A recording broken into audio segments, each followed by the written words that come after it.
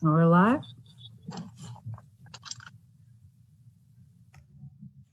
You're live, Teresa. You can start. Thank you so much. Sorry, I wasn't sure. Hello. Welcome to the April 22nd, 2021 Indian Point Citizens Advisory Panel. My name is Teresa Knickerbocker. I am the mayor of the Village of Buchanan and also the chairwoman of the panel. And with us this evening is Supervisor Linda Puglisi, who is the vice chairwoman. So this evening, as always, I ask that we be respectful to one another so we can have constructive conversations. I know there were some comments made about the format of our meetings. I would like to comment on that. And if we look at the charter has specifically, and it has enhanced open communication for public involvement in education of Indian Point decommissioning issues. The CAP will serve as the formal channel of community involvement with IP. So that's what the CAP is. This is not about being hostile to one another. This is about the open communication and flow of information of what's going on over at the Indian Point property through the decommissioning process. Also, another comment was the length of the introductions. So going forward, I would like to ask if people would just state their name and so that we can do a head count.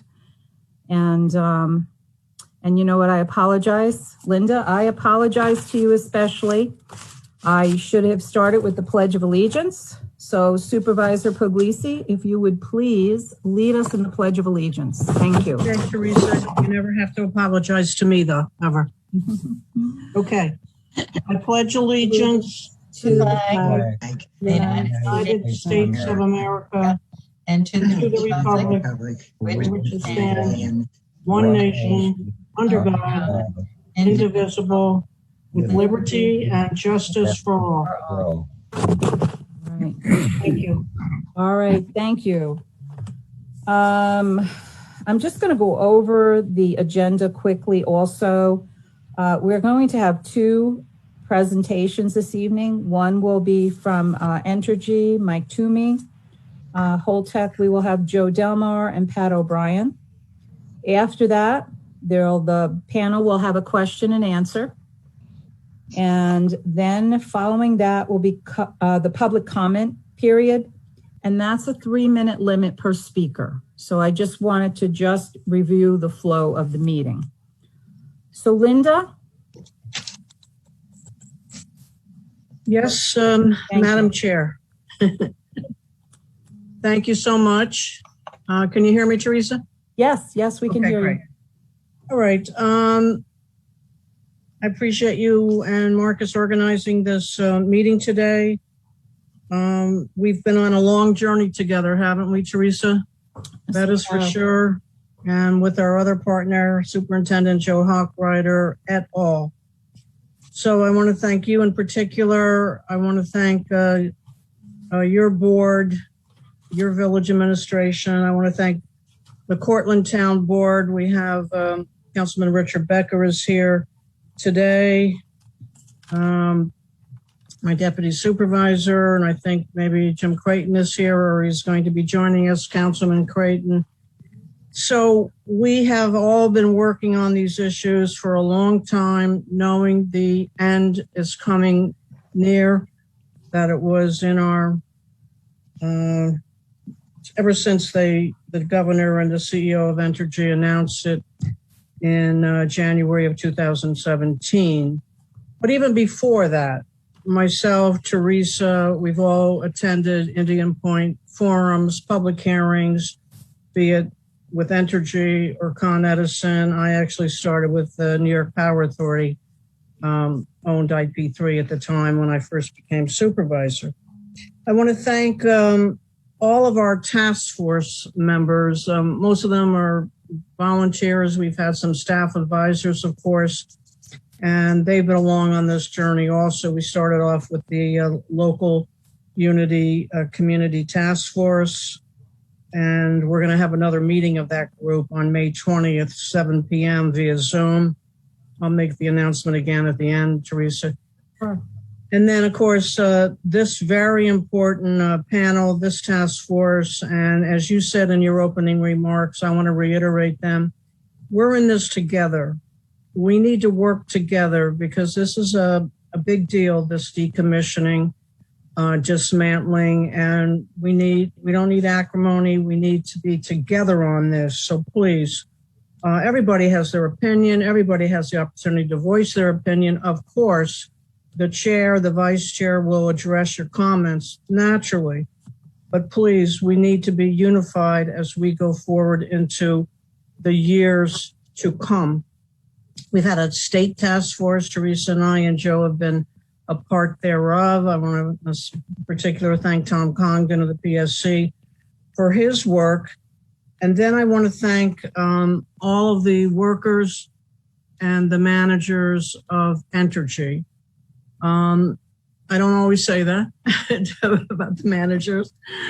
I always say it about the workers, but to be serious, they have been terrific working with us, Mike Toomey in particular, working with us, coming to every one of our task force meetings. God bless them. Thank you, Mike.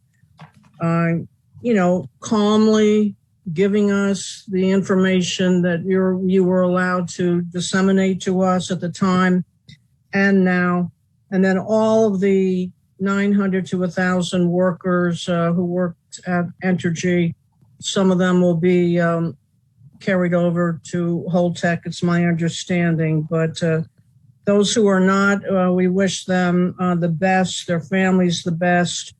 And they have been so important in the fabric of our community, working with us and keeping the plant safe. The most important thing, right, Teresa? Yes, absolutely. That has been our number one role, the mayor, the supervisor, to go and ask the hardball questions of management of Entergy and the companies that owned it before. But we want to thank you for that. And we want to thank you for interacting with us, answering our questions. And we look forward to doing same in the future with Holtec. So, Teresa, thank you for the opportunity. Thank you, Linda. Very well said. Very well said. Panel members, if you could just state your name so we can do a roll call. I'll start. I'm Okay. Deputy Richard Function, Deputy Mayor Buchanan.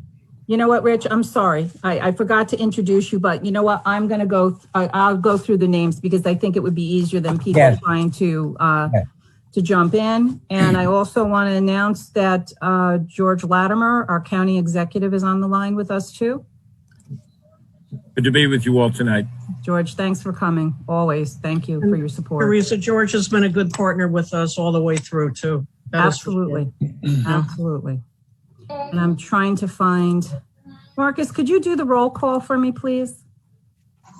Of the people that are listed. Can you see them? I'm sorry, but I don't have everybody's list. Do you have the spreadsheet I provided? I do not have it in front of me, and I just lost my Zoom thing, so I'm so sorry. Linda, can you see all the attendees? No, I can't see all of them, no. I'm No. sorry, we just have a little technical glitch. Give me a minute, everyone. Let me get back to where I was. I'm sorry. Oh, Lord. And our state officials, county officials have been working with us. Labor, of course, has been a big part of it. We thank them all. We're in this together, and we will go forward together, I want to add. Yes, we have all been working as a team, as it should be. So let me start. Don Dwyer is on with us. We have Nick Longo. We have Supervisor Puglisi. We have Pat O'Brien from Holtec, Joe Delmar from Holtec, Mike Toomey from Entergy. Joe Lynch is on with us. Richard Function, Deputy Mayor. Thomas Carey is with us. Richard Baroni, Entergy. State Senator Peter Harcum. John Sipos with New York State. Hi, John. Sandy Galiff, Assemblywoman Sandy Galiff. Hi, Sandy. William Smith, the UAW 12 Union. Did I get that right? UWUA. Oops, sorry. Okay, That's I was okay. close. Thank you. Richard Becker, Manajo Green, Thomas Congdon from New York State, Tom Kazmarek from New York State, George Latimer, I mentioned, County Exec, Peter Lochran, Tita Davila, Assemblyman Kevin Byrne, also Eileen Absinger, and Deb Malone from the Hudson Valley Gateway. And I believe I have everyone on. Is there someone I missed? Teresa, before we proceed, do you want to talk about April 30th so everybody will know? I was going to leave that to the end, my closing Okay, statement, okay. but thank you for reminding me. We'll leave it to the end so that everybody stays with us. Yeah. Okay, next on the agenda is the approval of minutes, February 4th, 2021 meeting. Do I have a motion to approve those minutes? I'll make a motion. All right, second? On a question? Okay, all in favor? Aye. Aye. Okay. So like I said, there's two presenters this evening. So we're going to first start with Michael Toomey from Entergy.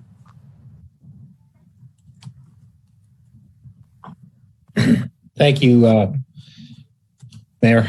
I believe there's a presentation that Joe Lynch developed. I'm not sure if Marcus is going to drive it or... Yeah, this is Marcus. I have it. Give me a second. I'll share my screen. Thank you.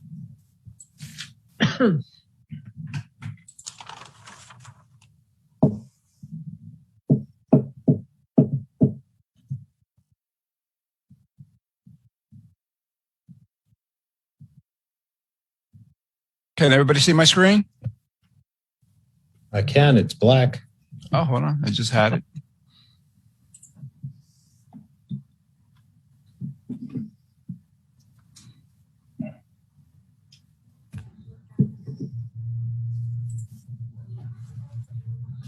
Give me 1 minute. I'm having a little problem. Give me 1 minute.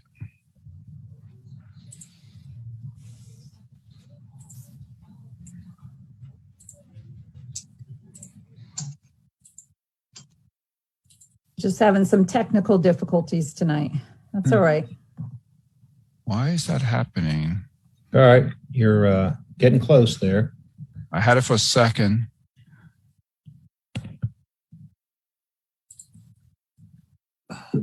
Okay, can you see it now? Yeah, that's the whole tech presentation. I need the Entergy presentation, if that's okay. Thank you. Okay, hold on a second.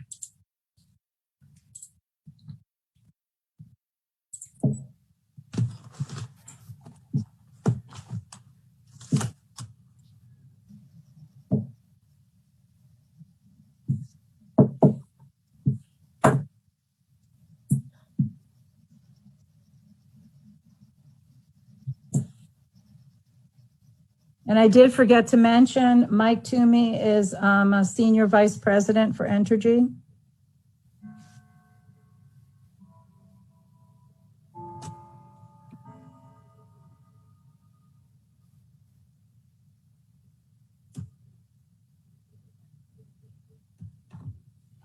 You know, the suspense is killing us. Almost certainly disappoint. No.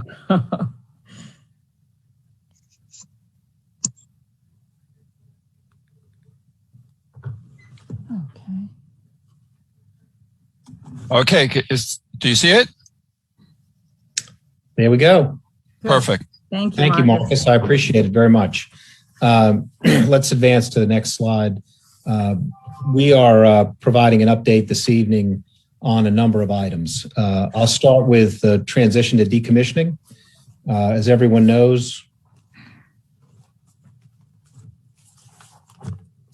Sorry about that. There's something going on here. all right, we permanently shut down Unit 2 last year on April 30th, and we will be shutting down Unit 3 on April 30th of this year. As of today, we are 745 days of continuous operation at Indian Point 3. I'd like to just take a second to acknowledge the superior work of everybody at the site, men and women who have been operating Unit 3 in an exemplary fashion. We are already at 745 days at a world record for a light water reactor in terms of continuous operation. So that workforce at the facility was asked to finish strong in their continuous operation of the facility, and they have certainly done that. Marcus, we've lost the presentation again. Let me see.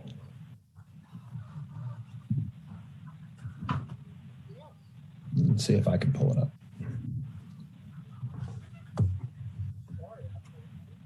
Hold on. Marcus just told me, Marcus, that his screen is continually going down. So he's Okay. Well, let me see if I can pull it up. sorry. Or Mike, just verbalize it. You can just verbalize. I have it. Let me see. Yeah. Is there some other way we could share the screen? Yeah, I'll tell you what. I'll just walk you through it without the slides. Yeah. Okay, so the next step in the facility, the life of Unit 3, is that after April 30th, we will transfer the fuel from the reactor to the spent fuel pool. And then we will notify the NRC that IP3 has been permanently defueled and that it has also permanently ceased operations. Once we permanently defuel the plant, which should happen mid-May or so, the site will implement the NRC-approved post-shutdown emergency plan with a set of changes that are commensurate with the cessation of power operations. To give you an update on the nuclear decommissioning trust funds, the combined balance of the funds for Unit 1, Unit 2, and Unit 3 was $2.415 billion on December 31st, 2020.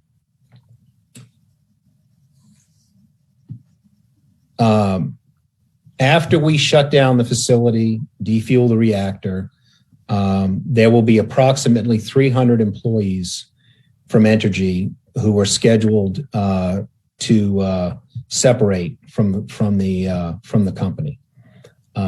We distributed WARN Act notices to the impacted employees and provided courtesy notifications to local officials. Those notices contained the expected date when the employees would be separated, the name of the Entergy contact for questions, and other information that we are required to provide. As part of our ongoing commitment to employees at Indian Point, the company previously announced a plan to find a position within the company for those qualified employees who are willing to relocate. More than 170 employees have accepted offers to transfer within the company, and many are already working in those new roles. We will continue to work closely with the New York State Department of Labor for the benefit of our employees. And we recently worked successfully with the U.S. Department of Labor to provide some additional benefits to our employees and got approved a Trade Adjustment Assistance Act, which provides certain federal benefits for employees who are affected by a shutdown of a facility. The current employees at Entergy who will transfer over to Comprehensive Decommissioning International, which is the joint venture with Holtec and SNC-Lavalin, those employees have been notified. The staffing of the first decommissioning phase is complete and will consist of 312 current Entergy employees. And that transition to phase 1 of decommissioning will be implemented shortly after the NRC is notified of permanent defuel. Now, give you an update on the sale transaction with Holtec. As many of you will recall, on April 16th, 2019, we announced that we had reached an agreement to sell the subsidiaries of Entergy that own Indian Point Units 1, 2, and 3 to a Holtec subsidiary for decommissioning. The transfer would include the licenses, the spent fuel, the decommissioning liabilities, and the Nuclear Decommissioning Trust Funds for the 3 units. We expected at that time to close in May of 2021. The transaction is subject to certain closing conditions. One is approval from the Nuclear Regulatory Commission.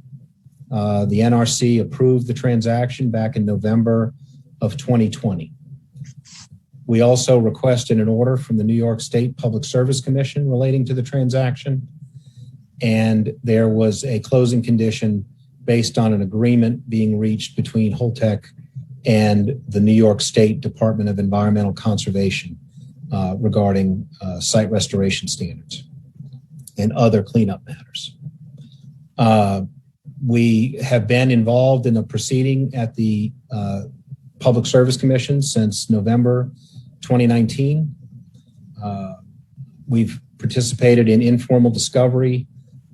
We made discovery available to all the parties to the proceeding, and we've had settlement discussions. On March 19th, the Department of Public Service issued a notice of impending settlement negotiations in the docket, and then we commenced formal confidential settlement negotiations among the New York State Department of Public Service staff, the New York State Attorney General, the New York State Department of Environmental Conservation, the New York State Energy Research and Development Authority, the New York State Division of Homeland Security and Emergency Services, Westchester County, the Village of Buchanan, the Town of Cortland, the Hendrick Hudson School District, Riverkeeper, and the Public Utility Law Project of New York. All of those parties participated in the settlement discussions, which went on through late March to early April. And that culminated on April 14th with a joint settlement proposal, which has been filed with the New York Public Service Commission in the docket. And that joint proposal resolves all issues among all parties. And it addresses matters such as financial assurance, site restoration, financial reporting, continued funding for state and local emergency management, an MOU with the local taxing jurisdictions on property taxes, dismissal of federal litigation relating to the NRC approval of a license transfer. The joint proposal is open for public comments through the end of next week.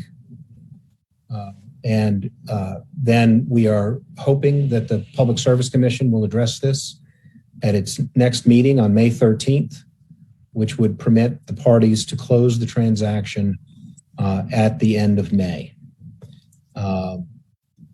We will continue to work with local stakeholders through this process. We believe that the Community Advisory Panel continues to be an important venue for sharing information and educating the public. You can also find decommissioning information on 2 separate websites. There's an IndianPointCap.com website administered by the village and the town, and there's a website, IndianPointDecommissioning.com, administered by Entergy. And as I wrap up this presentation, I just wanted to take a moment. If the Public Service Commission approves the transaction and we are able to close the transaction at the end of May, this will have been the last meeting that Entergy participates in, and certainly the last meeting that I participate in. I just want to take a moment to again thank the men and women at Indian Point who've done an outstanding job.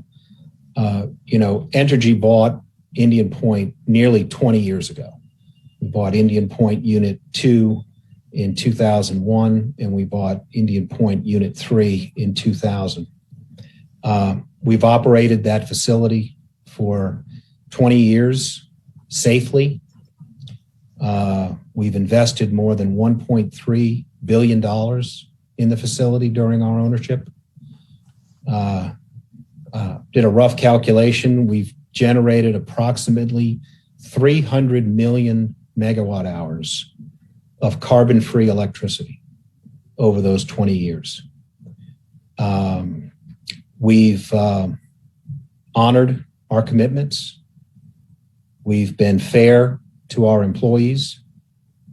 We've been a good corporate citizen, and we've protected the environment. And I know on behalf of Entergy that we're very proud of the not only the men and women at the site, but we're proud of our ownership and what we've done to contribute to a reliable electric grid in New York. And it is obviously with some mixed feelings that this plant is shutting down at the end of next week, but I just wanted to take a minute to acknowledge a lot of the outstanding work that has been done at that facility. So I appreciate the indulgence for those unscripted remarks. Thank you. Thank you, Mike. Thank you. And thank you for, joining us in our CAP meetings and your presentations. And you have been a huge asset to our CAP meetings and to Entergy. And we appreciate everything you've done for us. Much appreciated. I think I'm going to open it up to question and answer from the panel. Does anybody on the panel have any questions or comments for Mike Toomey? Did Mike say the date of when it will be official, the actual transfer of everything? Did he say mid-May? I don't know if I heard him correctly. Well, we need to have action by the Public Service Commission.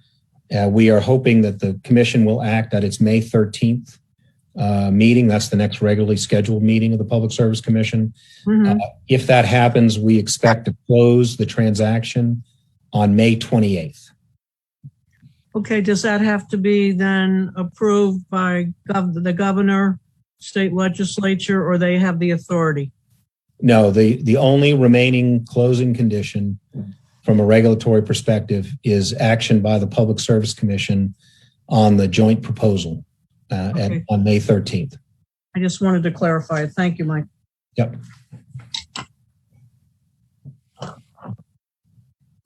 Any other questions from our panel for Mike Toomey? All right. Sandy Galef.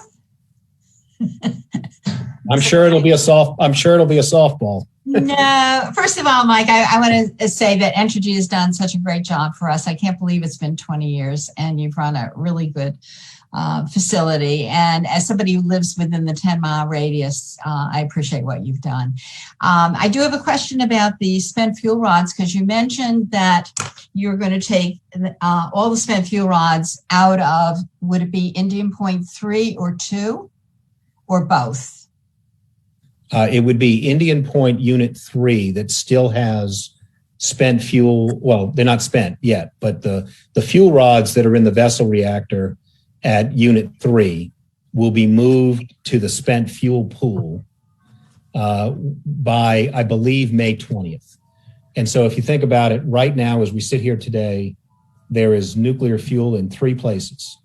There is fuel in the reactor, there is fuel in the spent fuel pool, and there's fuel out on the pad that's in the stored in the canisters. Once the plant Unit 3 shuts down, the remaining fuel in the reactor there will be moved to the spent fuel pool. And at that point, there will only be fuel in 2 places. There'll be fuel in the spent fuel pool, and there'll be fuel on pads, on the ISFACs, as they're called. Over the course of the next, Joe Delmar can jump in here. I think it's 3.5 to 4 years. All of the spent fuel will be moved from the pool to the pad. So you should have all of the fuel in canisters. Joe or Pat, correct me if I'm wrong, but I think it's by the end of 2024. Correct. You're correct. You're correct, Mike. 2024. Can I just go back? Because I always had the understanding that the fuel rods would stay in the pool for about 5 years. So you have Indian Point 2 that was in last year. So I would assume it's another 4 years for them to stay there. And then the additional ones would be later than that. That's why I was surprised to read someplace that they were moved faster than that. Mike, how long did you keep them in the spent fuel pool? Well, we have kept them in the spent fuel pool over the years, probably on average at least 5 years, right? We haven't been moving fuel every 5 years when it's time to be moved. We've been emptying the spent fuel pool as needed to make space for more fuel that's coming out of the reactor. So we haven't been in a position to approach it in a decommissioning perspective, because when you're ready to decommission the facility, you have to get all of the fuel out of the pool so that you can begin the demolition work. And for example, up at Vermont Yankee, when we finally shut that facility down, we ended up moving all the spent fuel pool, all the fuel in the spent fuel pool out in a little under 4 years there. And I will say that there have been technological improvements over the years on the ability to manage that spent fuel. And I think that is the easiest example and the best example and the easiest explanation for why some of the assumptions that we all had in the past are being adjusted based on when you actually, it's time to decommission and you apply the technology and you do start doing the work. A lot of timelines are shifting. Most of them are shifting forward, meaning sooner as more of this work gets done. Is just one last follow-up. Is there an NRC standard? There is no NRC requirement in terms of a timeline.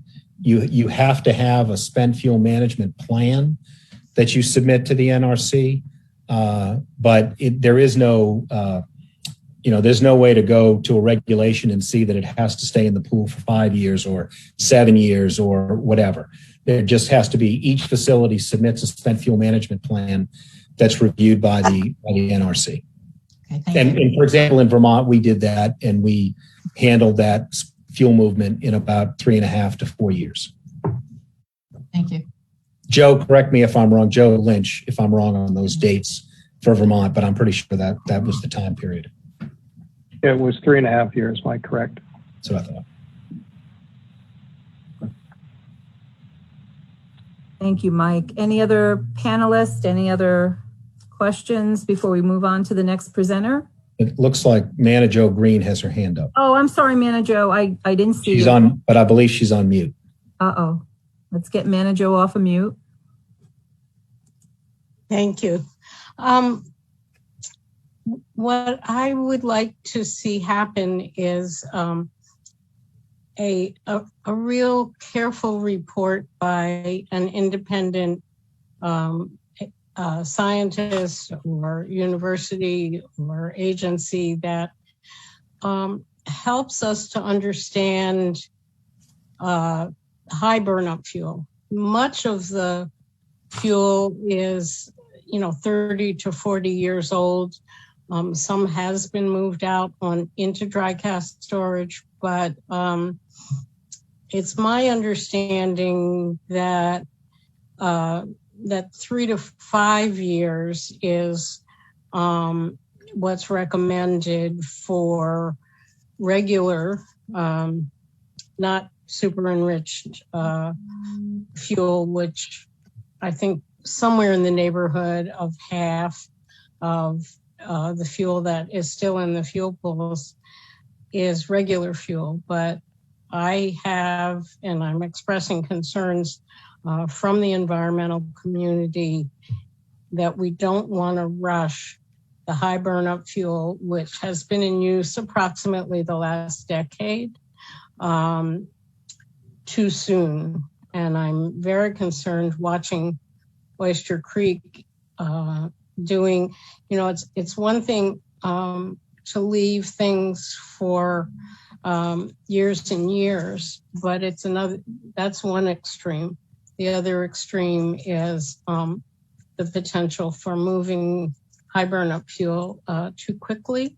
And unfortunately, because of the volume of waivers and exemptions that the NRC has granted, including violating their own regulations. And that's well documented in the backgrounder from the recent congressional briefing, which I hope many of you watched, but I can certainly put the link in the chat. But I am concerned about rushing high burn-up fuel. Much of that fuel sat in the fuel pools and they became dangerously overcrowded. So it's great to be moving them out. We also have concerns about the canisters, and I think that's another independent study we need to be asking for, so that unfortunately the Nuclear Regulatory Commission, as I said, has not always served the public interest. And so I think asking for independent scientists to evaluate both the timeline for moving particularly high burn-up fuel and also the safety with regard to the canisters that are being used. It's one thing to say, let's move it out of the fuel pool because it's overcrowded and it's going to be safer in dry cask storage. But you also have to look at the canisters that are being used. And so rather than just completely relying on Entergy or Holtec, somehow I think we need to get an independent evaluation of those two considerations. And I believe it is my responsibility to represent the concerns of the environmental community. So bear with me as I do.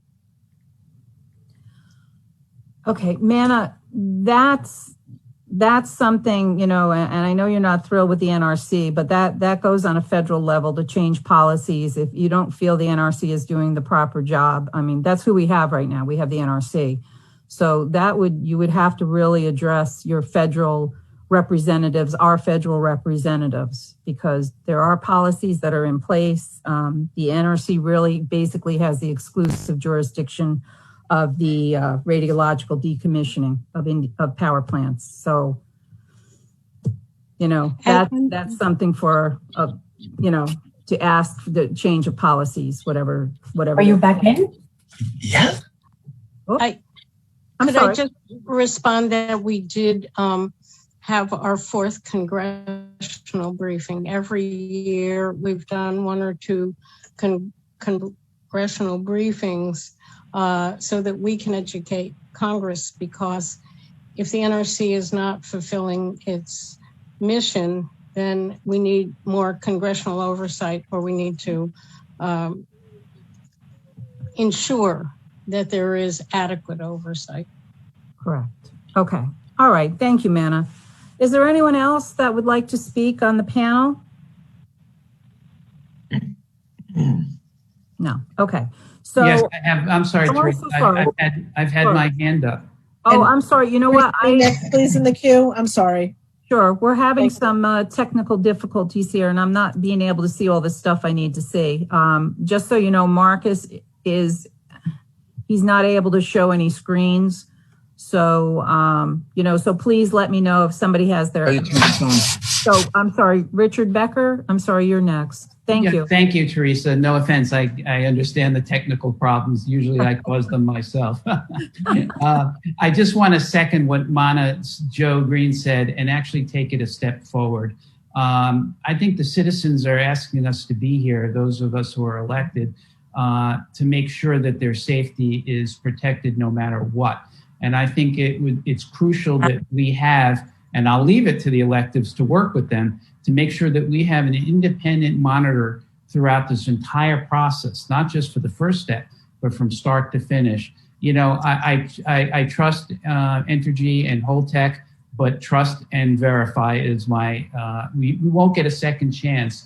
And we've seen this with huge projects. You know, Boeing, which is a great company, many of us have stock in it, many of us fly on their planes. we found out that they were monitored by the FAA, and that the FAA turned around and said, well, we don't have the manpower, so you monitor yourselves. And now that's a federal investigation. So I just feel that speaking for myself and those that I've spoken to, feel that we need to work on having, as we enter this next critical phase, that we have independent monitoring so that we know that it's being done correctly.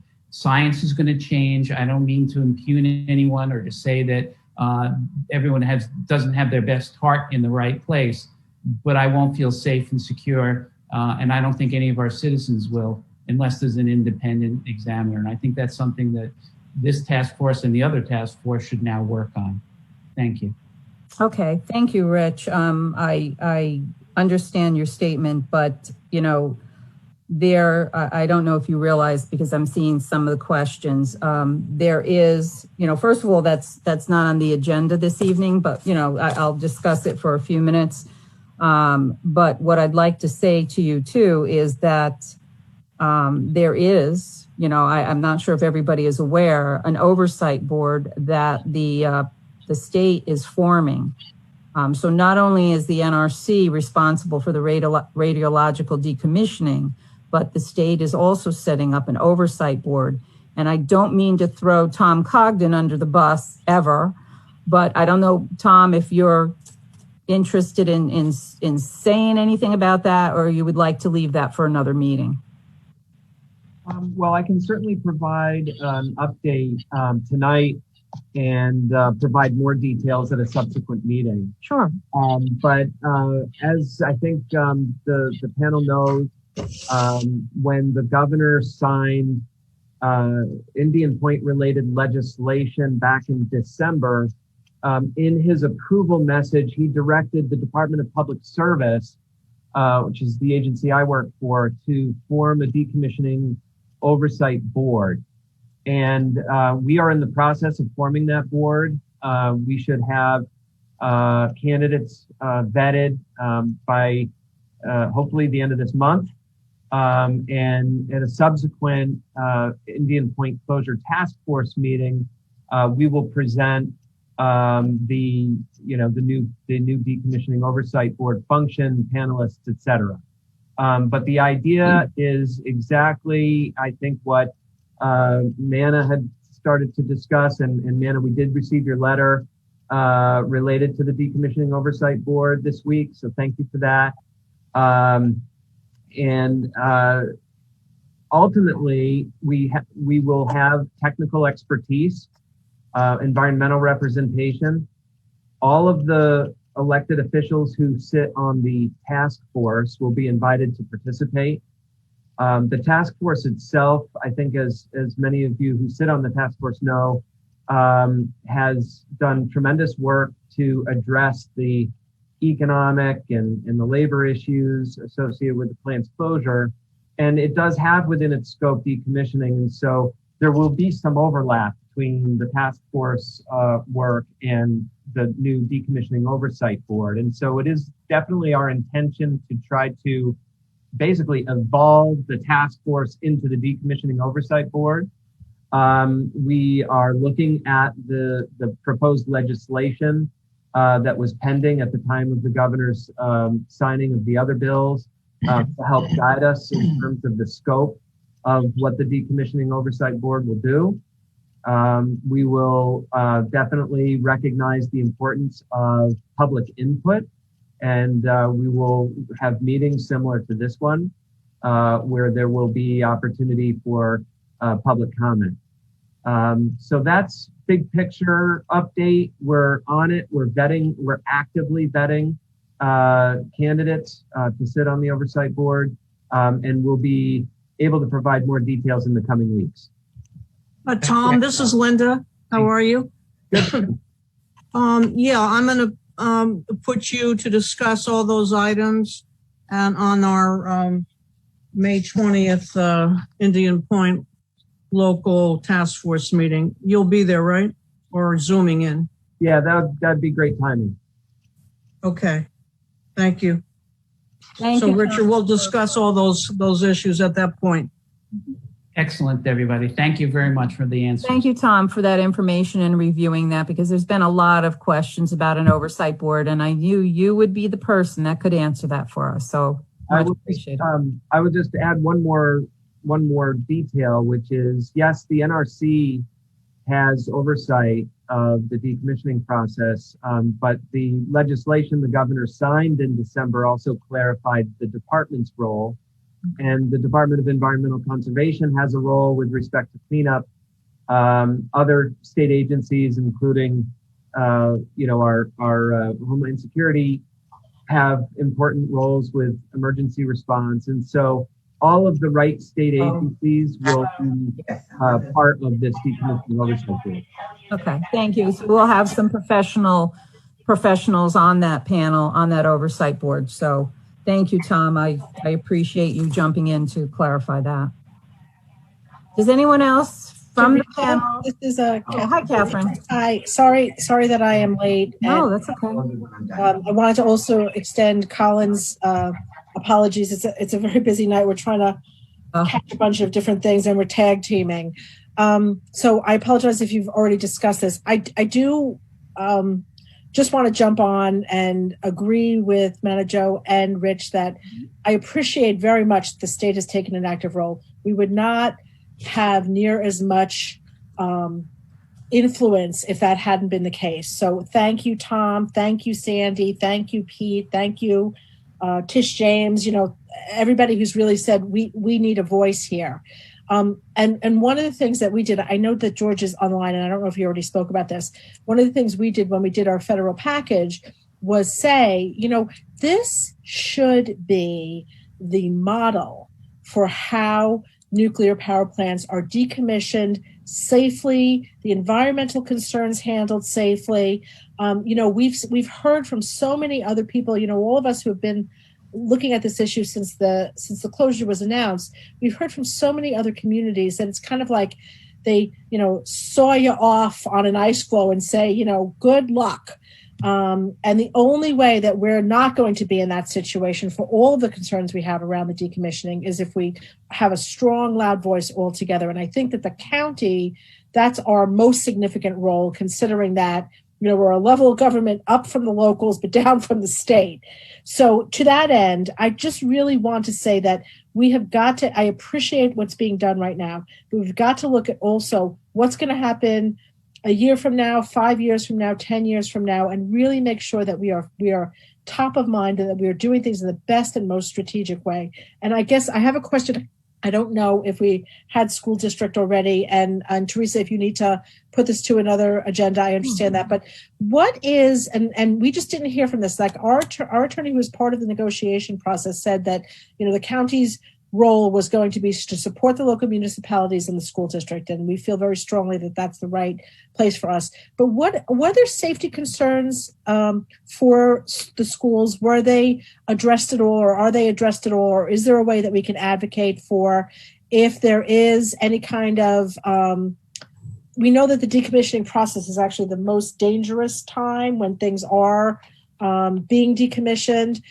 What would happen if there was any kind of incident that impacted the schools themselves physically, the physical schools, or the students, or the work that's being done that could potentially be dangerous?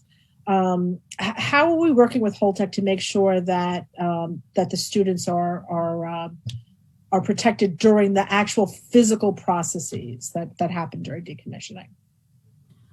Catherine, I would just like to say before someone else answers this, of course, the school is in the village of Buchanan. We are all concerned for the safety of the children. Not only that, I have residents that live right outside the gates of Indian Point. So, and that's my district, Teresa. Right outside the gates of Indian Point is my district. So we know. That's what I'm saying. That's in our backyard. So of course we're especially concerned. We're in the town of Cortland, so we've all been concerned about the safety. And my mantra has been the safe decommissioning of Indian Point. So, but I think we're all, as a team, we're all on that same page. So this is, with the school issues, we went through this before with the gas pipeline.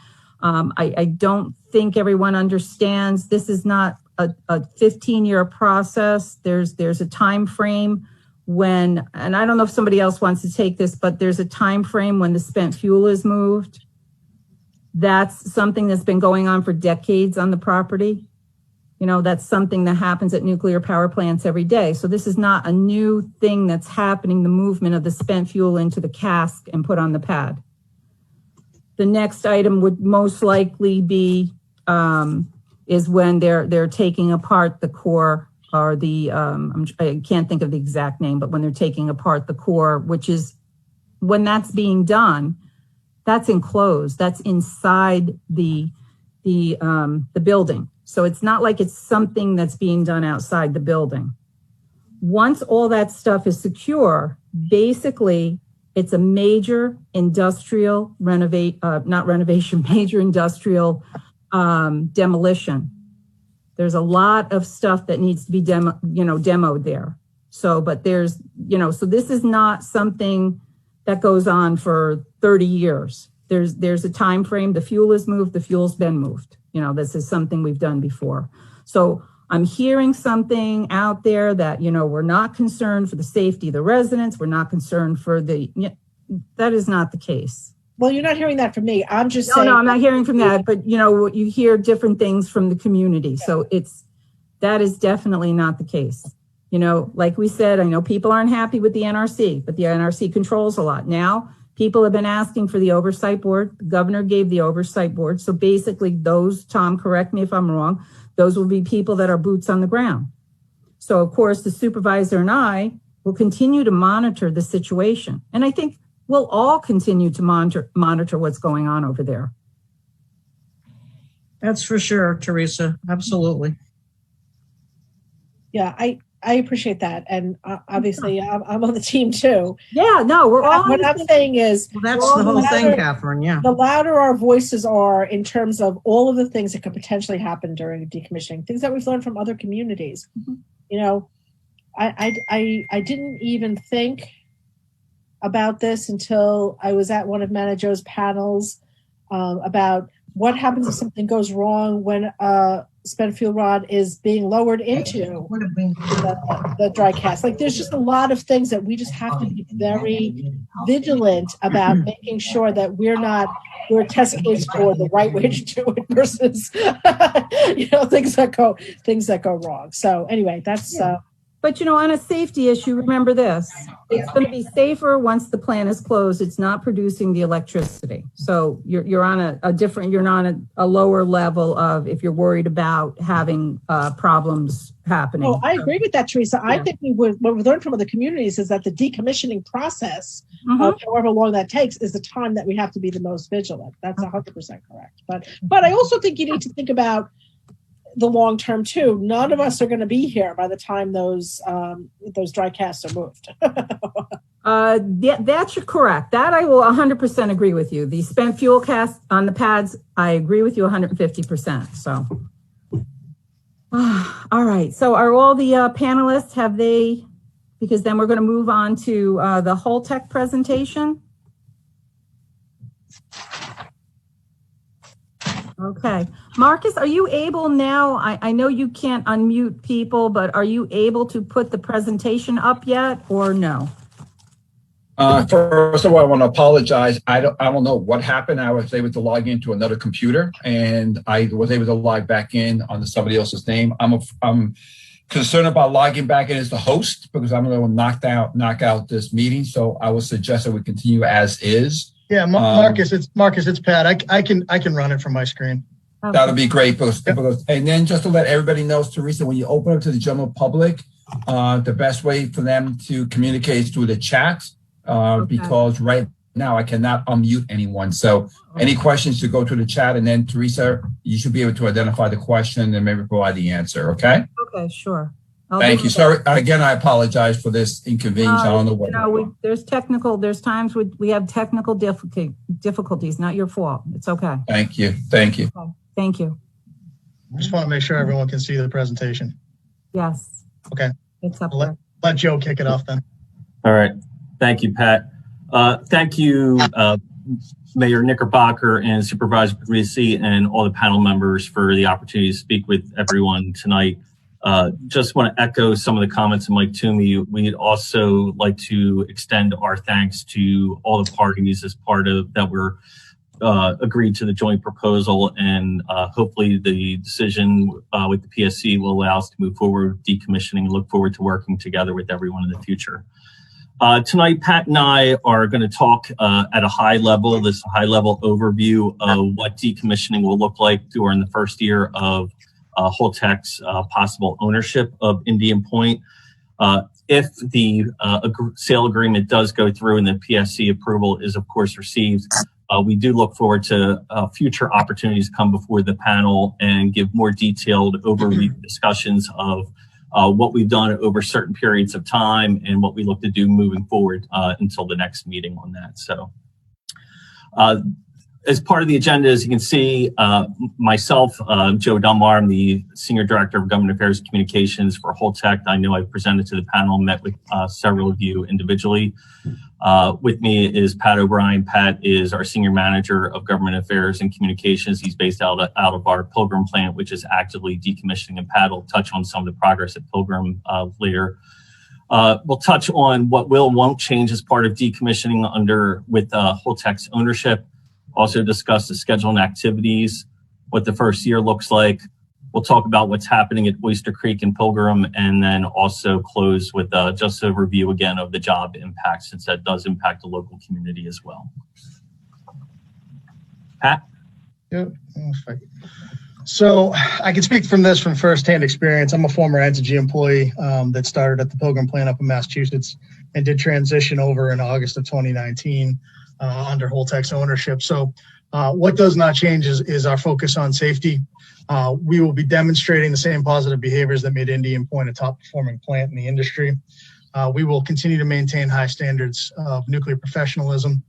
And one thing that we do know, we're on compliance with programs and procedures to ensure the safety of the decommissioning. What will change, and this is what the employees will see on day one, names on the buildings and vehicles, the names on the employees' paychecks. We will have new processes and software tools that are Holtec's workings that allow us to have our fleet model and work well between the sites. So there'll be some transition there. And then obviously the big change will be going straight to the decon prompt decommissioning planning for the work ahead. Joe? For the schedule for decommissioning, the focus, Mike mentioned that Entergy, under their ownership prior to the sales transaction, they will be moving all the fuel out of Unit 3 into the spent fuel pool. So the reactor vessels will be empty for all 3 units. At that point, we can begin the process of what we call reactor vessels and internal segmentation and start beginning some of the lengthy work that'll be involved in segmenting pieces of the reactor. Beginning in 2022, we'll begin moving fuel to the dry cask storage facility, the ISFAC, the Independent Spent Fuel Storage Installation. That process will take about 2 years. I do want to clarify that later this year, there will be 4 casks of spent fuel that'll be moved as part of a previous settlement agreement that Entergy had with the state from 2017 to 2021, that 24 casks were to be moved to the ISFAC pad. So we'll be completing 4 casks to be moved to complete the requirements of that agreement. During the process of moving the fuel, we'll also be looking at opportunities to dismantle different structures, different buildings inside, also some storage tanks. That's what we've done at some of the other plants. And then begin the process of physically demolishing different buildings on site. We'll start with buildings that on the outskirts of the facility and also allow us to improve sight lines and improve efficiency of decommissioning operations. From there, in 2032, looking further out, we'll do the final site survey. We'll be sure that any remediation that needed to be done meets not only NRC requirements, but the agreements that are set forth with the state of New York and DEC. From that period, once final site survey is done, we'll complete site restoration of the property with the goal of completing that by 2034. At that point, we will look to proceed with the NRC to do what we call partial site release. And that would allow us to release the property of Indian Point with the exception of the ISFC, the Independent Spent Fuel Storage Installation. At the latest by 2036 is what the target is. It could happen as soon as 2033. And from that point, the spent fuel will remain on the ISFC safely under NRC security guidelines using the existing security force that's in place. That'll take place through 2062. We have targeted with a plan, hopefully, that we are exploring consolidate interim storage in New Mexico or other facilities that the federal government does, finally honor its obligation to take the spent fuel off of the site. Pat, next slide. Thank you. There are several different stages to the decommissioning activities. Looking at that schedule, based on some of these have already been accomplished. Of course, the pre-decommissioning planning and preparation. This was done in preparation for decommissioning, regardless of the owner, if it was Entergy, Holtec, or someone else. This included developing the schedule and specifics for shutdown and defueling of the reactor, as well as the licensing and permitting actions needed to terminate the operating piece of the license. As part of plant deactivation, once the plant is shut down, different systems will be isolated to shut down power and other systems that are no longer needed. We'll keep different systems operating for plant stabilization. The next stage will be safe storage operations. Again, this is the fuel movement to the existing spent fuel storage facility. Also, late last year, Buchanan, the planning board, approved the expansion of that pad. There'll be a second pad out there that will allow us to safely store all the spent fuel from Indian Point's operating history for all three units onto the independent spent fuel storage installation. And that'll be, in total, once all that is completed, 125 casks of spent fuel total. We'll continue with dismantling and demolition of the structures and material. And again, as I touched on, the ongoing ISFC operations with security oversight, the spent fuel will remain there until another opportunity exists to move the fuel off-site. Pat? Just come off mute. So really, the big question, I think, and again, like I said, I lived this up here. We were very curious. What's that first year for planning and preparation look like? So really the first few months we'll be integrating the former Entergy employees right into the Holtec CDI teams, getting them to understand the processes, getting them comfortable in the new roles, and understanding the organization as a whole. Then we'll begin what we call cold, dark hazard reduction in buildings. As Joe mentioned, there will be a number of areas where, were necessary when the plant was operating, a lot of outbuildings that are no longer going to be needed. So we'll go through that work to make them, cold and dark, and shut down those facilities to reduce any potential hazards. We will work to reduce the electrical load and water inventory on the site. That's a process that'll go on pretty much through decommissioning and through emptying the fuel pools, specifically for water inventory reduction. We'll continue with decommissioning planning and finalize those plans for that transition to decontamination and prompt decommissioning. Really kind of lining up the work and understanding, each swim lane was what we call it on our project plan, and understanding how those work together. We're working to procure, the services, materials, and supplies we need. Decommissioning site is a very active facility while we're working through cleaning out buildings and bringing in labor and trades for specific jobs. Obviously, we'll continue our stakeholder interaction and support. That's a key function of Joe and myself. And then really kind of key to the planning piece of decommissioning is the review of the historical site assessment. And that will help us support kind of how we do the decommissioning and waste management. Historical site assessment really is a review of all known issues at the plant over the life of the plant. And that'll lead into what we call a site characterization study. We will also continue our radiological management department will work on developing the decommissioning budget for radiation. So what we call as low as reasonably achievable, our ALARA budget. We'll work to develop the waste management plan for the facility for the demolition and removal of materials. We will perform safety, security, environmental studies. And obviously, I think one of the things to make note of is there are still a number of NRC inspections and interactions on the site during decommissioning. Up here at Pilgrim, we actually just had a security inspection this week of our processes up here. We will begin to work on those reactor vessel internals and the reactor pressure vessel segmentation. We specialize the tooling to the work. So we'll be doing tooling design, fabrication, and testing before bringing that to site for the work. And then necessary licensing and permitting to reflect the new normal for the plant, where it's transitioned from an operating plant to a permanently defueled facility. So we use fleet decommissioning procedures that really work well between all of our facilities, which will help integrate existing policies, programs, and activities. That'll be a learning curve for the team that's coming over. I think that was a learning curve for our team at Pilgrim when we took the transition over to Holtec CDI. You're really changing from that operational mentality to more of the obviously the decommissioning piece, but really the deconstruction piece once you've safely stored the fuel. We'll be developing those work packages to ensure that we have everything we need in order, permitting wise, to go through and have the workforce safely do the work.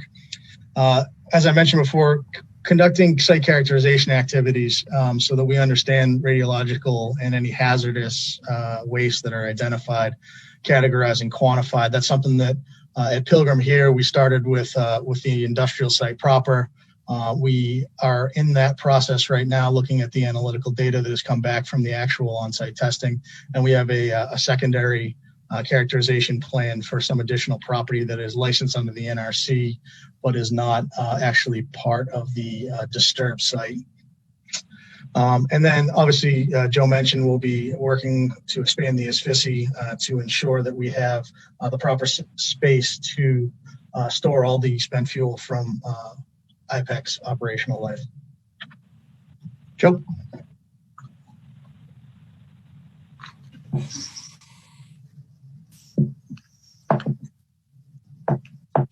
And it helps. You unmute yourself. Yes, there. Sorry about that. As Pat mentioned, we are actively decommissioning 2 other properties, the Pilgrim plant as well as the Oyster Creek plant in New Jersey. The Oyster Creek project is currently on schedule and under budget. The key driver for that project right now is the fuel loading campaign. We finished a staging of equipment and personnel right before the holiday season and commenced fuel loading in January. We are currently in the process of loading our 23rd cask of spent fuel and are scheduled to complete that by late June. With the fuel campaign underway, we are proceeding with the second phase of our reactor vessel segmentation. And you can see that top photo there on the left. That is the welding of one of the multi-purpose canisters that goes into the dry cask. That picture in the middle is one of the dry casks being moved using a heavy hauler to the ASFISI pad. And that bottom picture, just continuing demolition of outbuildings and storage tanks that are located on the property. And I'll provide the Pilgrim update.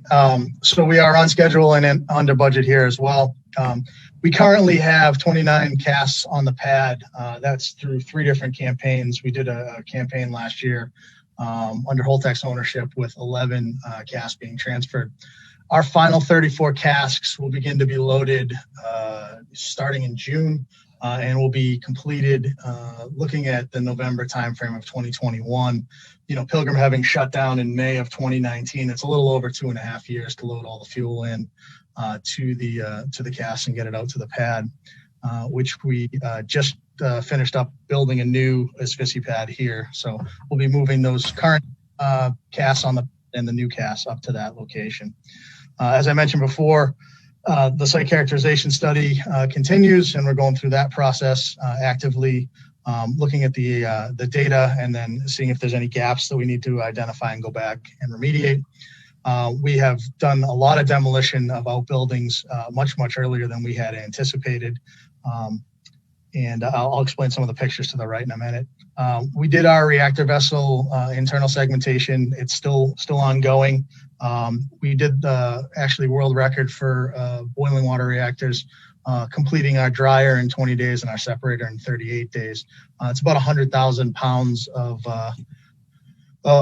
reactor vessel internal we went through safely and have got those into packages. Some have been shipped and some are on site awaiting shipment. We have done a number of waste shipments to our vendor, which is WCS down in Texas.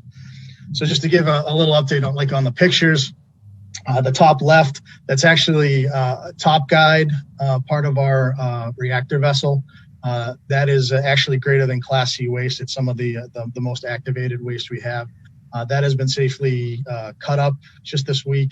That picture is it getting loaded onto the cutting table in the dryer separator pit. To the right there is one of the A waste boxes. So there's different classifications of waste. This is one of the A waste boxes going into the shielded cast for transportation out to get transferred. The middle picture with the two loaders, that was our rigging loft being demoed. That is adjacent to the turbine building here.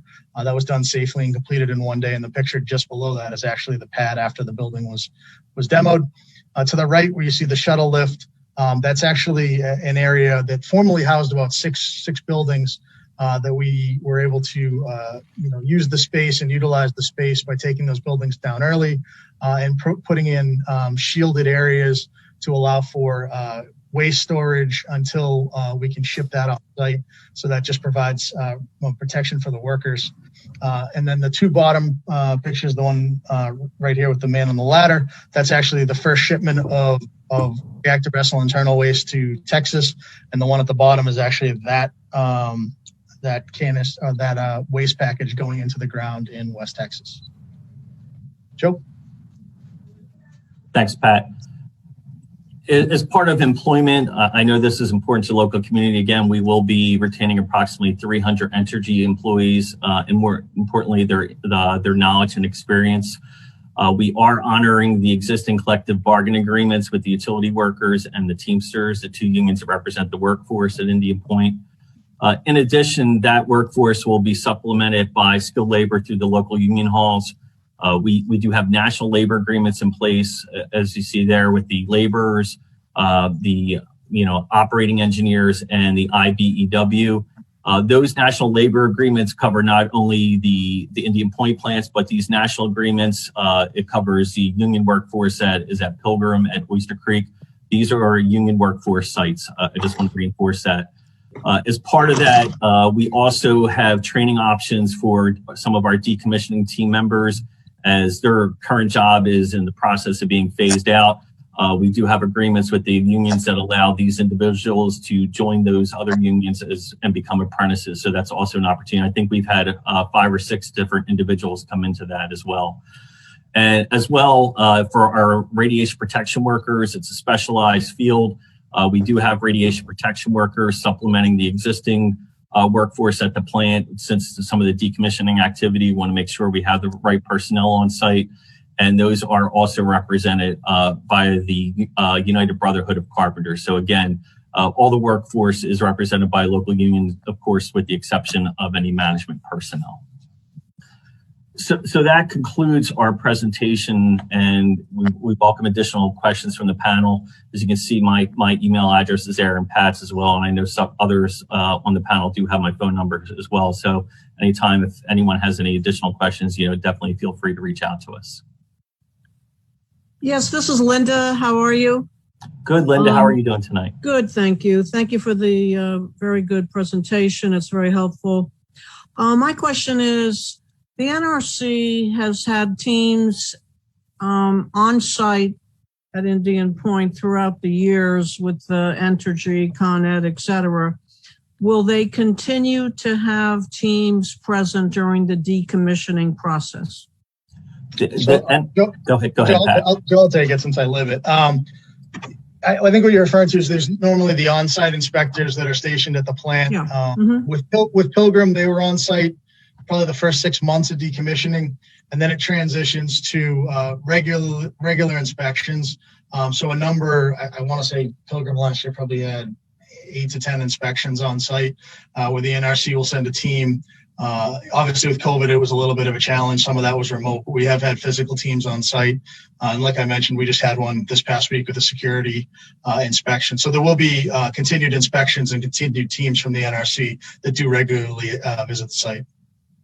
So why do they then cease being there daily after 6 months? I would think that they would want to be there, monitoring into perpetuity, I would think. Do you know the answer? It's a good question. It would be one that I would ask the NRC. I'm not sure the process, but I like I said, they are there. They're just not here every day like it used to be. But we do have, I'll say this, we do have regular scheduled meetings with the NRC weekly. So there's a good line of communication. Okay. Obviously they have access to, our, corrective actions if there's any issues they align. And obviously there's still the reporting requirements for anything that were to occur on site that we have to notify them. So, of course, I will ask them the question. You know me, I will. But I think it's to your benefit, to Holtec's benefit also, to have the checks and balances there as Entergy has had for the 20 plus years and Con Ed before them. It works to everybody's benefit. I will mention that to the NRC as we proceed. Thank you. This is Rick Function from Deputy Mayor. The waste that's shipped in these containers, how are they shipped? Is it done by barge? Is it done by truck, or is it done by train? At Pilgrim, it's been mostly truck. We have done some truck to rail. It's really depends on how the site's set up. You would think that Pilgrim, when they initially built it, a number of those components were brought in on barge, but that barge berth no longer exists. It is something we are actively looking at as part of the settlement agreement with Massachusetts. But really, it is site specific to how you end up shipping. And one other question: the security that's at Indian Point already, is that going to be enhanced, or is it going to be reduced, or stay the same? So it's an interesting question. So the security force stays the same for a certain period of time, depending on where we are in the process.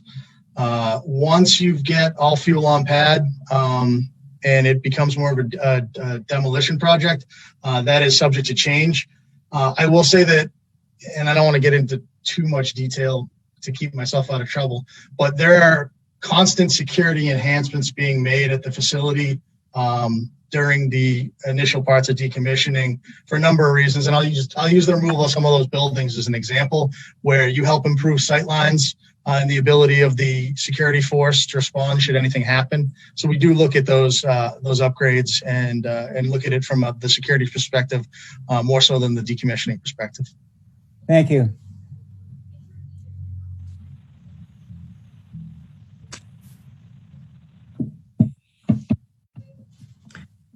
Can I get a copy of the PowerPoint? Can you email it to me? This is Linda again. Yes, no problem. Yes. Okay, thanks. Okay, I guess I'm going to just jump in here. I apologize. Hi, Joe, and hi, Pat. Thanks for your presentation. It was very good. I was texting Pat and Joe during the meeting. I just wanted to get clarification. I know, as you mentioned, some of the local unions have a national labor agreement, such as the operating engineers, the electricians, and one other you mentioned. When do you think we could sit down with the rest of the building trades regarding this work? And are you guys planning on a job fair anytime in the near future, maybe for some local residents for other type of jobs?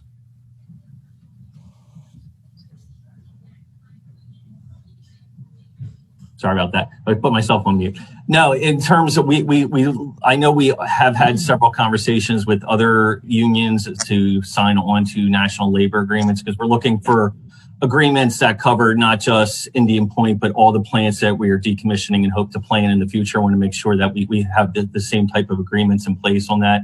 So I will take back to leadership, Tom, to make sure that, we are meeting with the steam fitters and pipe fitters, make sure that that is being taken care of. If not, I'll circle back with you on that. Yeah, I appreciate that, Joe. Not just my local. I mean, all the locals involved. I realize not every building trade will be involved in the decommissioning project, but there are some other locals that are starting to wonder, are we going to be able to sit down and have a meeting? So I appreciate that, Joe. And in terms of job fairs, I know when Entergy was doing some job fairs, we participated in that for possibilities of job opportunities in other parts of Holtec. We're looking at small modular reactor. We have a lot of other projects going on. So we do look at those opportunities. And I know with the Oyster Creek and Pilgrim sites as well, as different work groups are phased out at different stages of decommissioning, we look at those individuals and look at what their experience and background is. Is there an opportunity to have them go, work at one of the other plants to support decommissioning activities, or do they have some background that might be viable for some of these other projects and offer them opportunities? So, yeah, and I also like your apprenticeship introduction program as well. Our hall is right up the street, and we have a 5-year apprenticeship program. And we'd be possibly willing to take some of those guys in as well. Yep, great. Thanks, Joe. Yep. I think I was on mute, but with the slides, Entergy and Holtec, those we will make them available to be put on our CAP site, correct? Thank you. And Pat, could you kind of explain a little more the internal reactor segmentation, what that is, the internal core of the reactor? Is that what you're talking about? Yes. Pilgrim and Pilgrim and IPEC are a little bit different. We're boiling water versus pressurized, but yeah, so that's what I'm talking about is going into where the fuel used to sit and cutting away those pieces of the internals of the reactor. Okay. All right. Yeah, just for clarification for everyone. I thought that's what it was, but yeah. Well, while we're talking, I'll try to find. I have a pretty good diagram for what we did here at Pilgrim and where we are. So let me see if I can find that while we're talking. Okay, sure. Other panel members, questions or comments? Just a quick question about the transmission lines coming out of the plant. Are they going to be removed? Are the towers and all that coming down at some point in time? And is that part of the decommissioning or something entirely separate?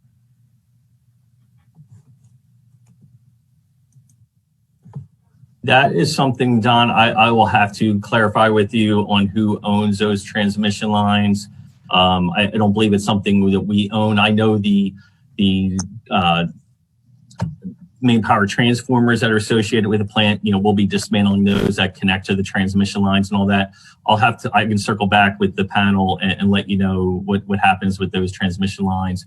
I don't know, what the state requirements are. There may be other use of those lines in the future or something. So.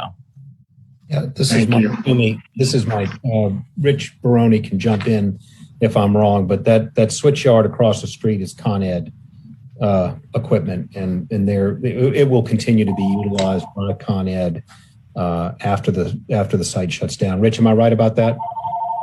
That's correct. And some of those lines that you see on the towers also, they're incoming lines. So the output of the site was 345 kV, and we would take in 138 kV. So we'll be taking some of the power from the grid into the plant for some of the decommissioning.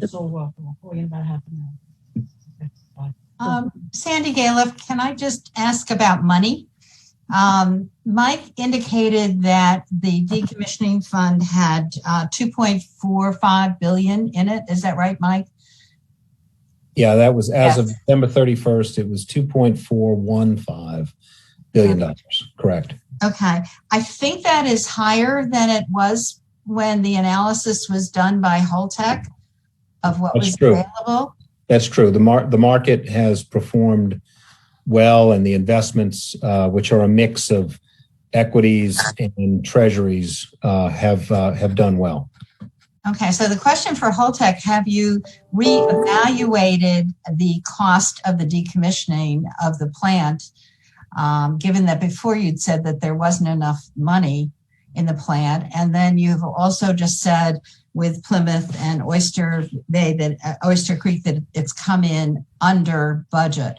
So can you give me an analysis of where you're going financially? So with the decommissioning trust funds, we have to provide an annual update to the NRC that monitors the cost of the fund and what the expenditures are.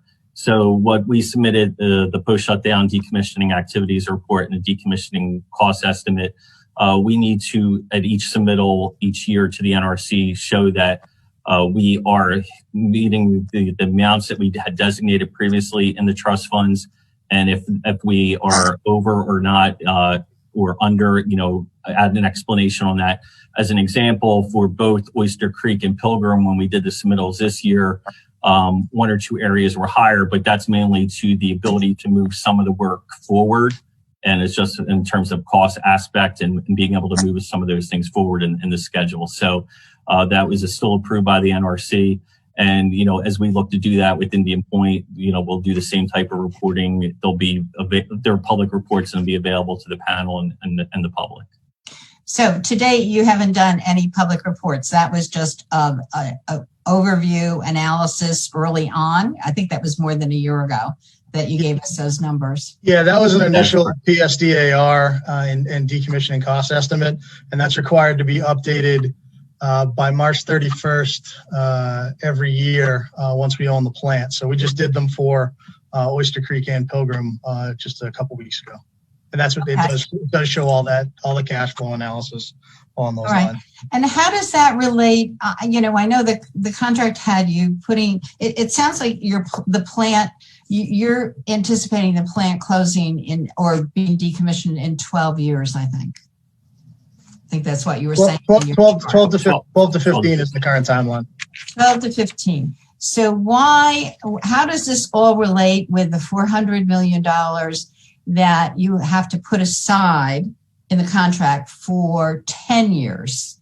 How does that relate? So what it is it's, and we have something similar here with Massachusetts. It's a minimum balance that's required to stay in the trust fund for those first 10 years. So at no point as we work through the decommissioning could we let it go below that number in the first 10 years.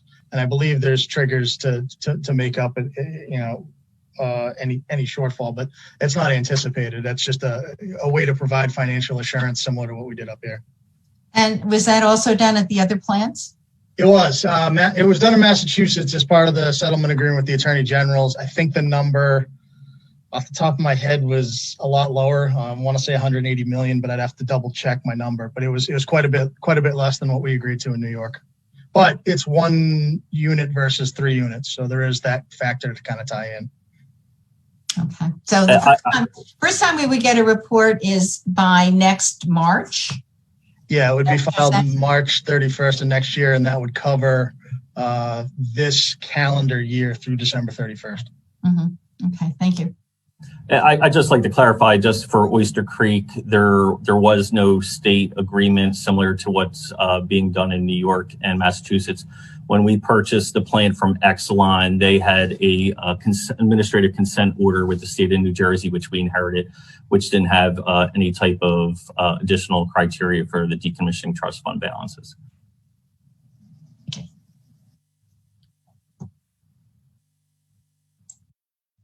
you. Any other panelists?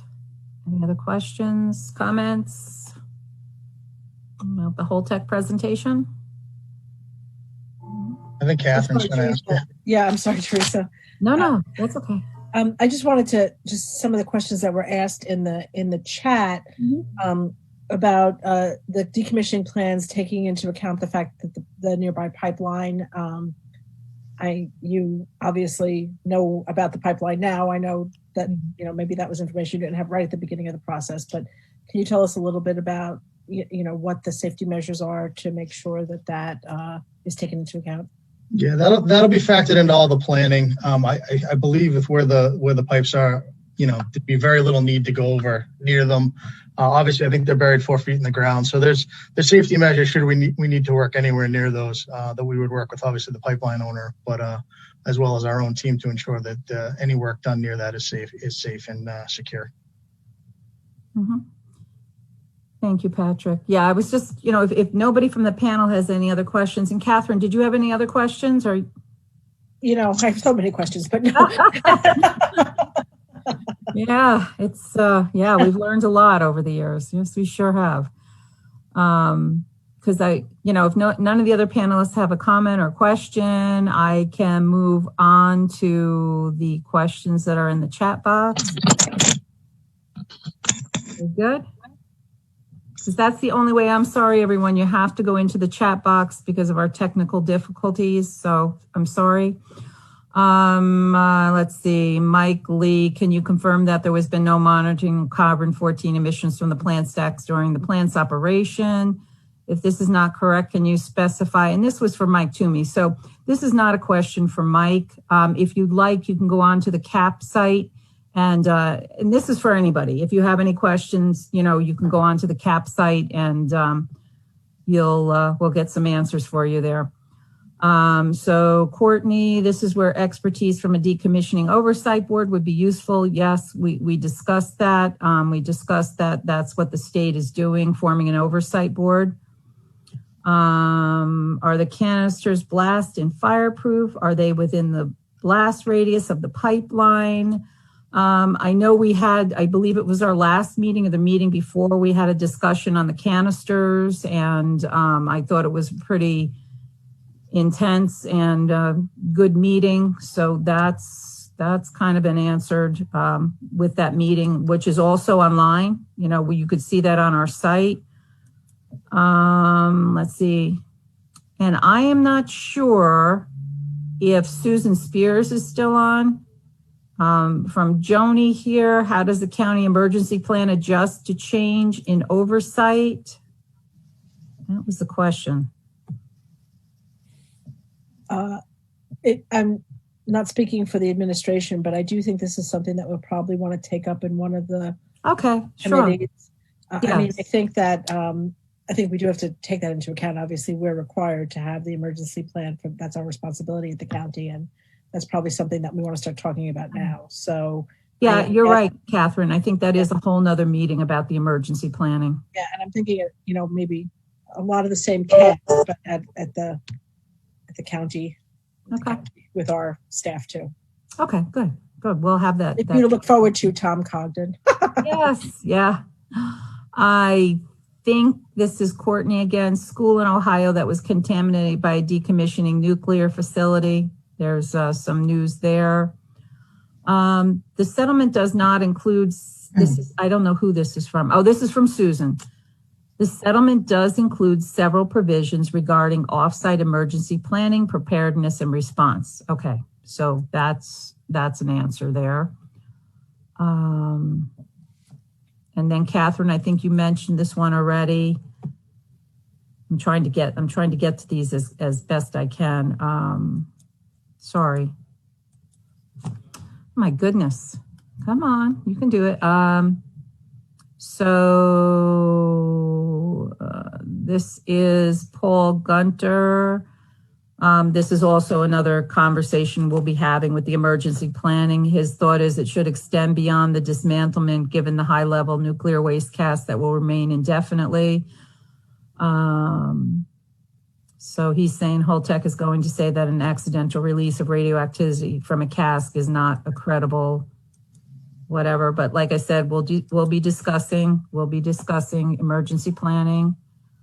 Catherine, I know about the spent fuel will be stored on top of the Algonquin gas pipeline. It's not going to be on top of the gas pipeline, but I think Pat answered that well.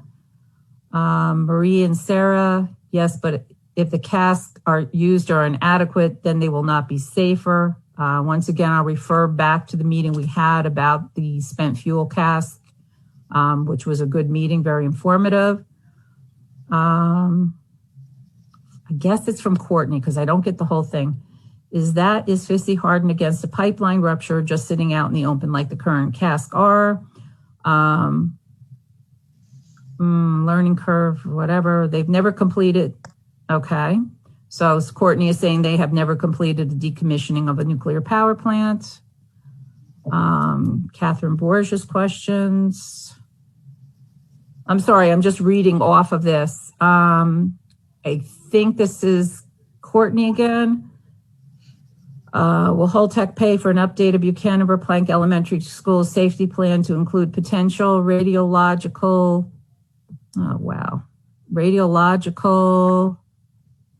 why am I having such a harm? Radiological release or radioactive contamination? Will Holtec pay for any necessary upgrades identified by the safety plan, such as ventilation improvements at Buchanan Plank to make sure contaminated dust from demolition doesn't get in the building? Will Holtec pay for installation of radiation monitors at the schools? Will Holtec pay for the district to conduct regular testing of dust inside and outside the school building before, during, and after? What is the point of us typing these in if you don't have them answered by panelists? My question about the asphyxia was not answered. Please, we can put those in onto the CAP and we can get those answers for you. I don't think, I'm sorry. Yeah, it's just, we're just looking at this.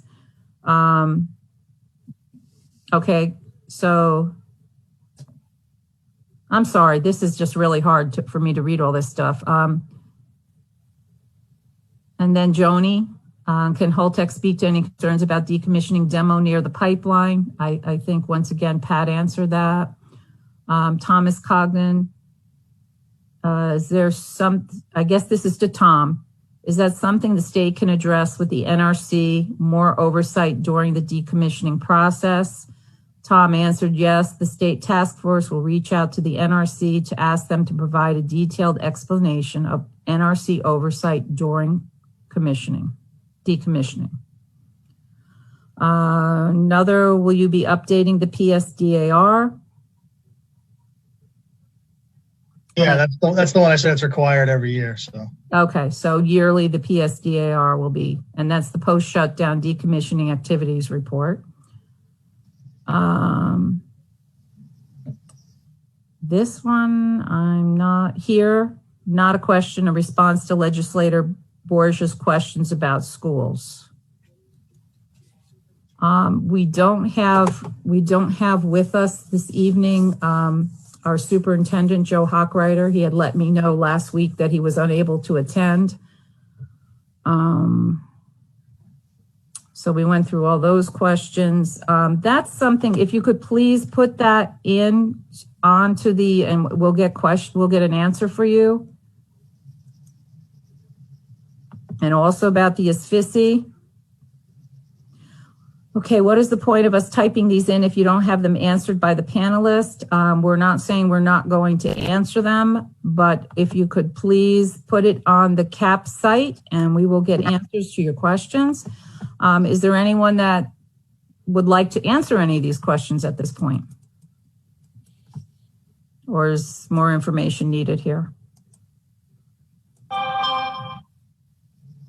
Teresa, this is Joe. In regards to school monitoring, there are additional requirements that the state will have in place as part of the joint proposal for that. And just when we are doing decommissioning, it's a surgical process. It's not designed to kick up a lot of dust or materials like that. And I know there are some concerns. My understanding, one of the schools is just over 2 miles close to the plant. I just want to, in comparison, Oyster Creek also has an elementary school that's just over 2 miles from that plant, from that facility. And throughout the decommissioning process to date, we have not had any issues or challenges. So, we do take very seriously the work that we're doing. Again, we're inheriting, skilled nuclear professionals that Entergy has, and as well as the industry personnel that we have. So we take every precaution that we can to ensure that this is done safely. Okay. And I know, and I had mentioned before that the transfer of the spent fuel has been done on site decades to the asphyxie pad. And I also did mention that when you do the segmentation of the core, that's within a contained building. So it's not like they're taking this highly radioactive and just putting it out on the property and cutting it up. So it'll be contained within a building. Manna? Yeah, I since Oyster Creek has come up a few times, I have a concern that I want to raise because I think would be relevant to Indian Point as well. The community has been asking for an overpack, which may or not be sufficient, but it would provide some protection if there were, if a leak were to develop in a canister. And it's my understanding that in order to transport it, the New Jersey Department of Transportation doesn't allow that weight. And I really should pull up a picture of what that looks like going over the road. And so there's a consideration of barging an overpack to the site, which is being actively decommissioned if there's a problem. And it seems to me that at least having one overpack stored on site rather than something that could take days to arrive if there is a problem. It's beyond my comprehension why during active decommissioning, Holtec is not agreeing to that concern, to address the concern of the community at Oyster Creek. And that's a direct question to the folks. I'll respond because this has come up at Pilgrim a number of times too. You have to understand that we're the owner, the facility, we're responsible for the nuclear fuel, and we're responsible for ensuring that the casts remain in compliance with the NRC. Through numerous discussions with the NRC, what we would have to do is, depending on what the issue is, and each issue could be differently, we would have to come up with a plan to bring that cask back into compliance. The simplest, easiest one would be to get a transportation cask, put it in there temporarily, and then find the solution for what the issue is, which is easily done by us as the owner and manufacturer of these. So they're not required to be on site. But I'll let Joe speak to, if you want to speak to specifically, because he's had the direct conversations with the Lacey Township. Thank you. And we're working with Lacey Township to address their concerns. First, to the point that there has not been any leak from a multi-purpose canister with a dry cask in the world. I'd just like to start with that. In the outside possibility, if that were to occur, having that transportation cask available, the township, based off of the conversations they had with us, they were comfortable that if needed, that we could have it located nearby and have it sent over to the plant facility. It's also important to point out that if there were an issue to arise with the canister or the cask, this is something that is going to be minuscule in nature and evolve over a period of time. So with inspections, you're going to note that there may be an issue that could be identified. Having that cask available, that is something that, the talking to the township, they wanted to have available. They were amenable. And in terms of transportation, the facility here in Camden, New Jersey, we're located right along the Delaware River. We have the capability to ship by a barge, and that is an opportunity that we have. It's my understanding that there have been similar circumstances where barges have run aground or even sunk. But it's the time that is concerning. Okay. But anyway, thank you for your response. All right. Thank you, Manna. Anyone Teresa, else? Linda, I have one more question. Sure. Teresa? Yes. Yeah, my question is about the 33 wells that are on the Indian Point campus that myself, others, Teresa, Sandy, others have fought for over the years because they're so important to monitor for the groundwater, tritium spills, leakage many years ago from Indian Point. The wells were expanded. There were a few, and they were expanded to the number of 33. A couple of them are down on our property that we own, that we bought from Con Edison, for your information. So, question, will the Holtec Company Corporation still keep the wells, oversee them, monitor them, and have reports on those wells for the public to view? Thank you. I can speak to the use of the wells. We have a number here at Pilgrim for similar issues in the past related to tritium. Those have been a key component of actually putting the site characterization together. Those wells have been used. In addition, we just recently drilled 8 additional wells based on information needed as part of that site characterization that's seen as a gap. So that is that will be a key part of that site characterization, understanding what is on the site. So yeah, I would anticipate those being. That's really important to know. Thank you. And then officials, public can get the results of that monitoring, that testing, right? Yes. Mm-hmm. All right. Thank you. And I see a question from Marilyn Ellie, and I think this goes towards that once again. What remediation is planned for the contaminated pool of water under the reactors?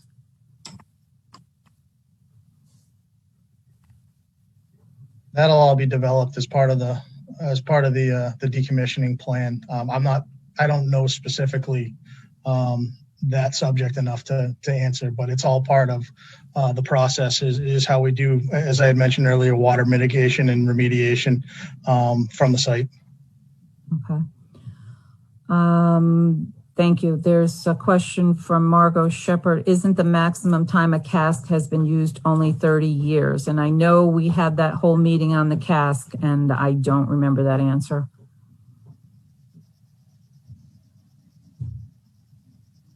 Don't remember. All right, that's a question. Margot, we will get back to you on that. Diane Turco, a statement, the NRC has not approved overpacks for mitigation for leaking canisters. And I think, Pat, you covered that already. Also, we have from Joni, please post early notice of these meetings so community can be involved. Okay, we do have different ways of posting it, but we will do better in announcing the meetings going forward. And let's see, going back, this is the one question we didn't answer about the asphyxia was not answered. 3,000 feet from IP to BV. The original asphyxia has been there for a number of years, and the new asphyxia will go next to that. That's what I know about that. I think I've answered. I think I have answered all of the questions that are here in the chat. And like I said, if we haven't answered it, please put your question into the site, our Citizens Advisory Panel site. We will get you an answer. The panel is good. No other questions? Okay. I would just like to make a statement. I want to thank Entergy. They have been a good neighbor to the Village of Buchanan. I definitely going to miss you guys. Anyone I ever dealt with from Entergy was the ultimate professional, and we always had a good working relationship. So, of course, I very much appreciate that. And then April 30th, I do want to make an announcement. We are having an event for the employees. We're thanking the employees for their dedication, their professionalism, and their safe operation of Indian Point. So what I would like to ask everyone, out of respect for these people who are losing their jobs, losing their careers, I'm asking that this stays as a thank you to those employees. We're going to, we've got a few things planned, and that's what I would like to see happen. And if you're going to come out, please come out to thank them. So I think that's it for this evening. And then our meeting, the next meeting of the local task force, Teresa, will be May 20th, 7 p.m. via Zoom. We'll put up the information on our social media, website, etc. And that'll answer, and that'll be some of these other topics that we don't address at this task force. Okay, so good. There's a lot of information that we have learned, as you said, over the last 4 years in particular, and all the many years prior to that. So, so I'm looking forward to joining you to say our thanks to the Entergy workers as well on April 30th. It is definitely going to be a bittersweet day, right? Mm-hmm. Absolutely. Absolutely. Yeah. Okay. Our next meeting, it's to be determined yet. I have not set a date for our next meeting because of the potential sale or the sale of the property. There will be, there'll be some lag time. So I will announce, and I promise to be better at announcing when the next meeting is. And on a motion to close the meeting. I'll make the motion. Second? Second. All in favor? Aye. Aye. Thank you, everyone, for all your time that you put into this panel. Thank you so much. And Mike Toomey, thank you. Thank you, Teresa.